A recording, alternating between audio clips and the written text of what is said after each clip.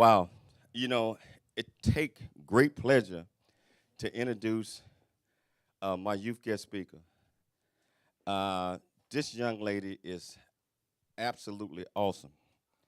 I have heard and witnessed a lot of junior speakers before, but this youth guest speaker that spoke at our Rotary Club about 2 weeks ago in front of a packed house, and she came up there and she talked about this program that she has created and put together, and it's all about service. It's she reaching her hearts out because she feel the pain of others, and she want to show the world that we all should care. At least that's my understanding that I got out of that.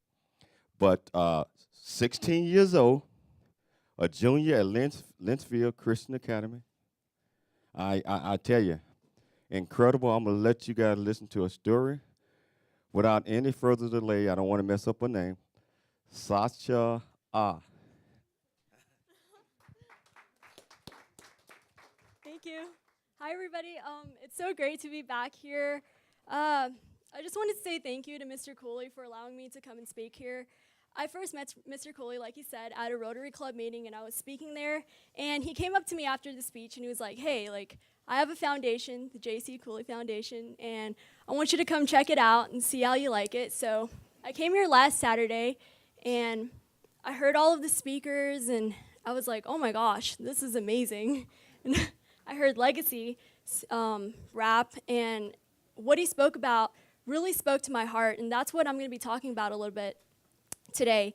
My name's Satya Ath, and I'm from Linfield, just a couple blocks down from here, and I'm going to tell you a little story about me and my family, my background, and how it led to what I'm involved in right now.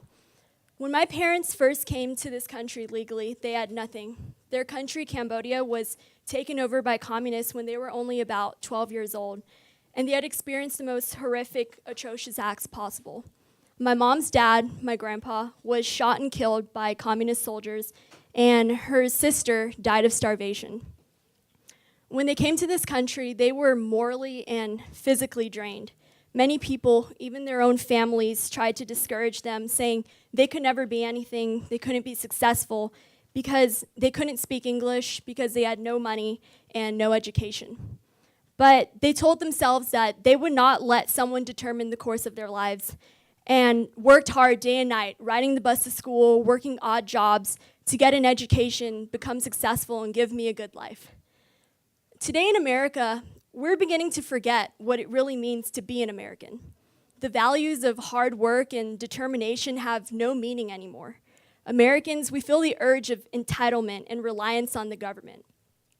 But through my parents' struggles, it became a representation to me that no matter how tough the situation is or the circumstances that you're put in, there is no greater way to overcome it than through hard work. As I look around the room and hear all of these speakers, and I see a group of people who are dedicated and motivated and determined to achieve their goals.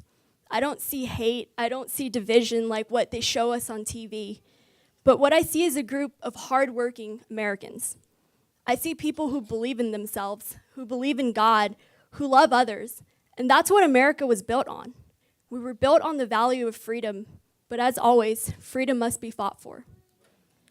Being a part of the younger generation, and a lot of you can probably agree with me when I say, I know my future depends on what I choose to do with my life and what I choose to believe and fight for.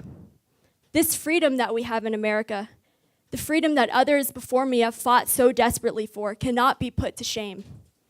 That is why I founded the Young Americans for Freedom chapter at my school, where I work to remind my peers and community that America is too great of a country to give up on. We are a country made up of individuals who have the opportunity and freedom to choose their own paths. This upcoming September 11th will mark the 15th anniversary of the 9/11 terrorist attacks, and through my Young Americans for Freedom chapter, I'm honored to be hosting an assembly and memorial at my school to commemorate the lives lost. On that day, 2,977 Americans were killed. But through this dark time, Americans came together, prayed, and acknowledged that we needed to unite and remember that if our country goes down, there is no other place to run to. We are that beacon, that shining city on a hill that President Reagan spoke about. If we're not willing to fight, no one else will fight for us. We as Americans have a big obstacle to overcome, but we cannot overcome it if we can't learn to come together. Every single one of us has a story. We all have struggles, but at the end of the day, we're all Americans. I know that God has a plan for you and me, and we all need to believe in ourselves, believe in God, and have faith in this country, because we are the hope of this nation. And only here in America, regardless of the color of our skin, religion, or gender, we have the rights and freedom to achieve any goal we have if we continue to believe in the value of hard work and pray that God will lead us on the right path. Thank you so much. And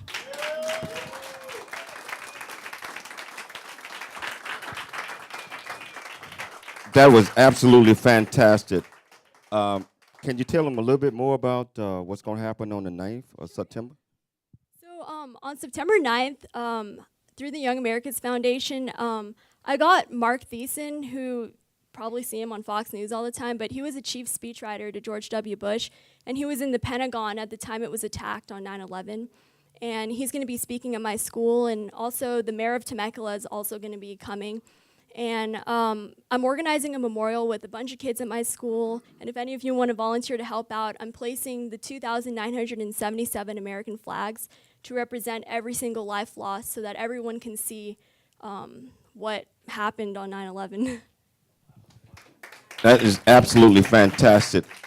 And she is reaching out. I'm going to be there to help out. I hope some volunteers will also join me to help her place these flags. I think we're placing them around the little lake, around the little lake area at Lynchfield. She is doing such a wonderful and noble thing.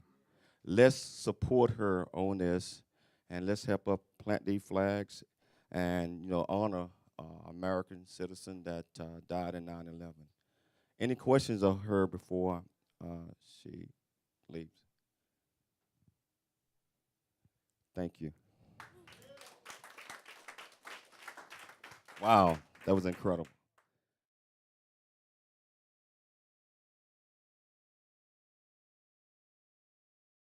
That got these feelings. But I also want to let you know that you're also uniquely different.